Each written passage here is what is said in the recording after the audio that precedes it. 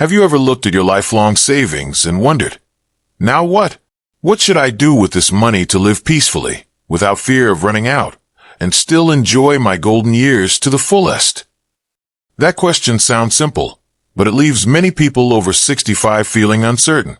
Because savings are not just numbers in a bank account.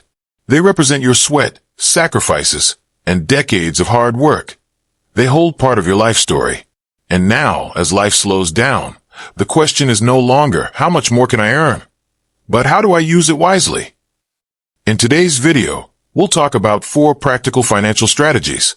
Ones that will help you protect your savings while giving you the peace of mind to live both comfortably and securely.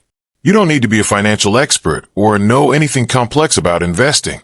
These are smart, safe choices tailored for life after 65. And most importantly, they help you live on your terms. So let's begin with the first strategy. Separate your savings into a safety fund and a freedom fund. Imagine your savings as a garden. One part is fenced off and well guarded. That's your essential money. Food, utilities, healthcare, and an emergency reserve. This is the root zone, the foundation that must be protected at all costs.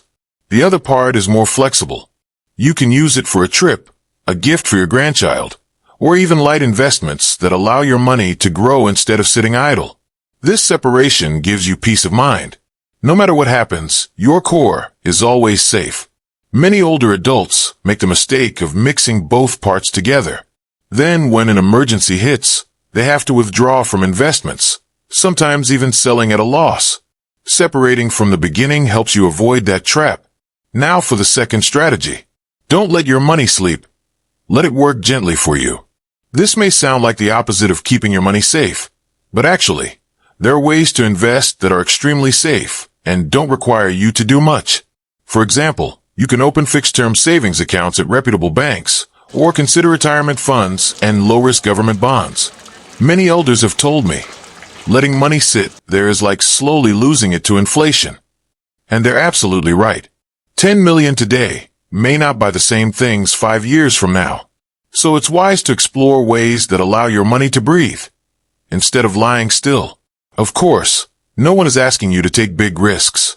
The key is choosing reliable channels that offer stable returns and suit your comfort level. Even putting aside a small portion, say 20%, can help your money grow without compromising safety. And you know what? Letting your money work also brings a sense of control and optimism. It's like a daily reminder that I'm still actively taking care of my life. In the next part, we'll explore the remaining strategies, including one crucial spending habit that many people overlook after 65.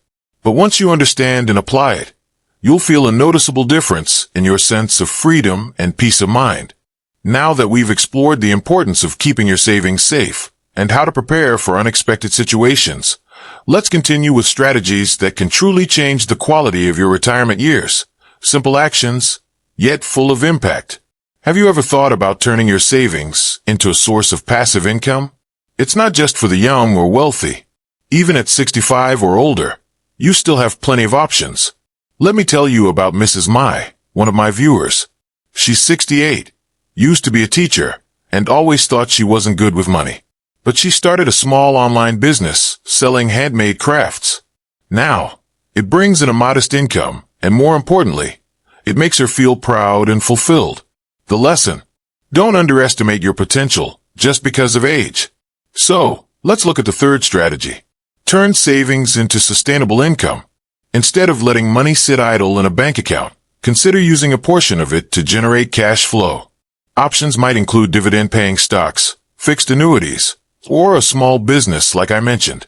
The key is to start small and avoid high-risk investments. You're not trying to get rich. You're trying to maintain independence and peace of mind. And there's real joy in earning just enough to buy your own gifts for your grandchildren, or take that weekend trip without asking anyone. Another great option is rental income. If you own an extra room, or even a small property, think about renting it out, monthly or even short-term for travelers. Many retirees find joy in hosting guests, and it adds to both your finances and your social life. But if investing or starting a business feels too risky or tiring, don't worry. That brings us to the fourth strategy. Protect your money from slow leaks. Yes, I'm talking about unnecessary spending and emotional spending. Many people over 65 fall into this trap without realizing it. Maybe it's helping a grown-up child who always seems to need money, or spending too much on products that promise health miracles. It's hard to say no, especially to family or when something tugs at your hope. But being generous doesn't mean being careless. A good habit is to review your expenses every month. Keep track of small purchases. They add up. Try setting aside a giving budget, so your kindness doesn't come at the cost of your own future. And always ask yourself, will this bring me peace or regret? Remember, at this age, peace of mind is priceless. Money isn't just a number. It's your freedom, your comfort, and your ability to say yes to the life you want. By now, we've talked about keeping your savings safe, preparing for life surprises, creating passive income, and stopping financial leaks. But there's one more step, perhaps the most important of all. Have you ever asked yourself, what kind of legacy do I want to leave behind? After 65, money isn't just about spending, it's about meaning. It's about making sure your values live on, even when you're no longer here. That brings us to the final strategy.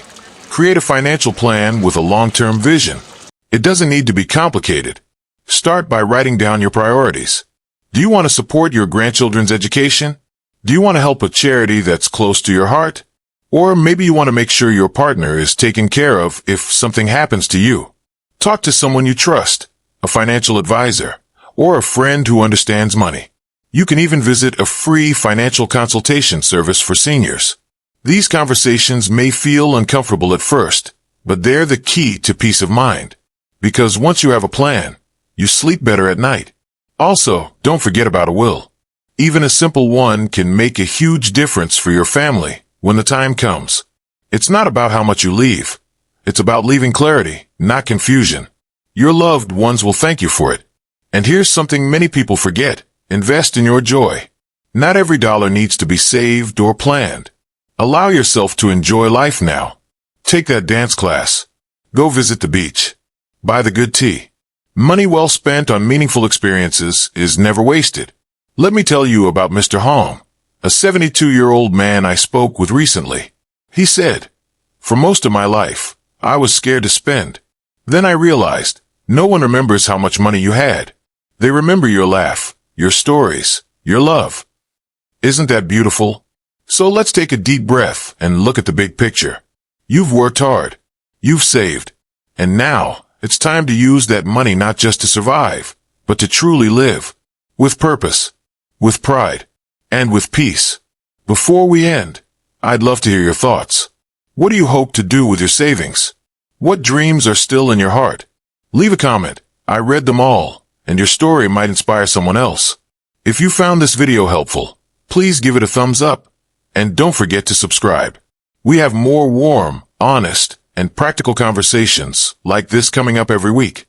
Until then, live well, live true, and remember, it's never too late to write a new chapter.